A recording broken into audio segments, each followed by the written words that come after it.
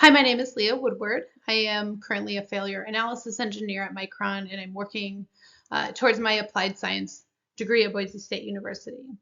I'm going to be presenting my capstone project proposal, which is on motivating alternative students to pursue higher education.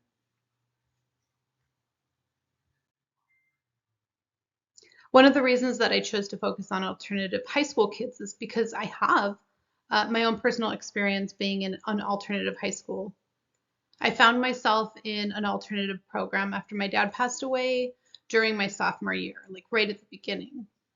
So custody then was transferred to my living parent who was in a different state. And that resulted in me not having a residency in my community anymore. And I was prevented from going to school. After the open enrollment laws were passed in 1997, I was placed into an alternative program so that I could graduate on time. And I'm extremely grateful that that happened for me. I feel that my experience can act as a bridge between what success can look like based off of my career and my college success and where the students are in an alternative program right now.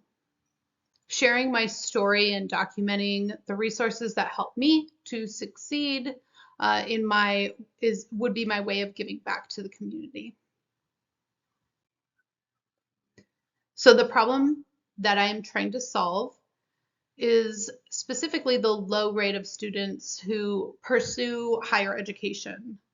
The question here that I posed is, how might I motivate students who don't see themselves as college material to pursue higher education? My possible solutions to this problem were to either give a motivational presentation to the students at a high school, or I could create a website with resources that they can use to find success in obtaining a degree. The stakeholders for this project would be students who are in an alternative high school. In my community, this would be students who are at Initial Point High School. I can also envision students who are in a traditional school who don't see themselves as college material either. Perhaps they are struggling in school, they get bad grades, or they're not interested in perhaps the traditional STEM focus that many schools right now are really pushing. I can see them being also interested in my project. Counselors and school staff will want to be aware of the material that I create because I imagine that they could use this to help motivate some of these students to navigate going to college or success in their future after high school. My audience is the broader community of CUNA who have a vested interest in the success of any community member that's in CUNA, right?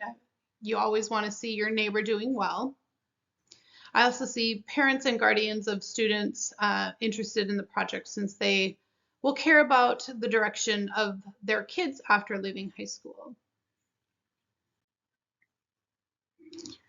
So the way that I approached this either or problem was to first recognize that what I was doing was performing a service learning project.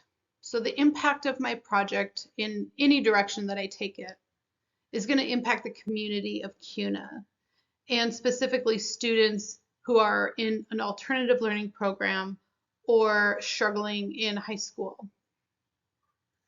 I realized that I wanted to provide resources for students who don't see themselves as people who would pursue college.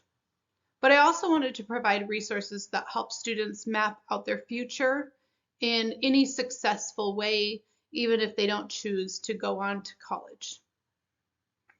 At first, I thought about giving a presentation to seniors, but the impact wouldn't be big enough. I really wanted to go bigger. To solve this problem, I decided to create a website with both motivational stories, but also resources that help students succeed after high school by navigating the next steps. The great thing about a website idea is that this is a resource that can be used beyond just one group of seniors. Some of the research that I found to be really relevant for students who get a GED is that according to Garvey and Grove, only 4% of GED holders obtain post-secondary education, and I'd really like to change that. A troubling fact connecting educational achievement and mortality rates was discussed by Hayward, Hummer, and Sasson, and they note that those who do not go on to obtain any additional education are more at risk of mortality. This is typically due to things like lower cognitive functions, access to information. In that case, it would be things like awareness of health screenings and health risks due to diet or even drug use.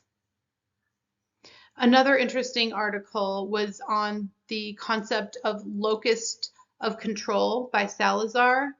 People with an internal LOC see success as being attributed to effort, whereas people with an external LOC may feel their success in life is a function of things that are completely beyond their control, such as a professor who gives a really bad test or is super strict, or perhaps they just coincidentally have bad luck. By creating a website with both motivational and informational material targeting my stakeholders, I feel that I can accomplish both of my either-or solutions. I can present a website at a school. I can create video content or written content sharing my story and my strategies that I use for success. And in doing so, I can really reach a wider audience. The goal of my project is to motivate students to see beyond whatever their current situation is.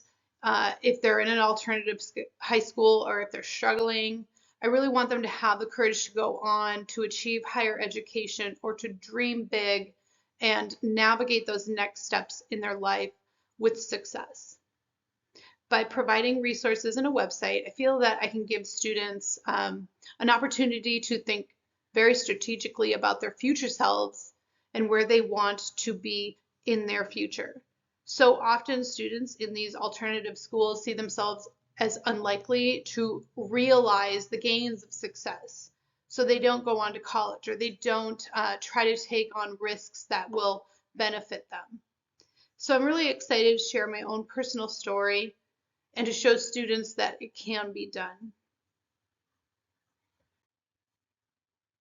Thank you for your time.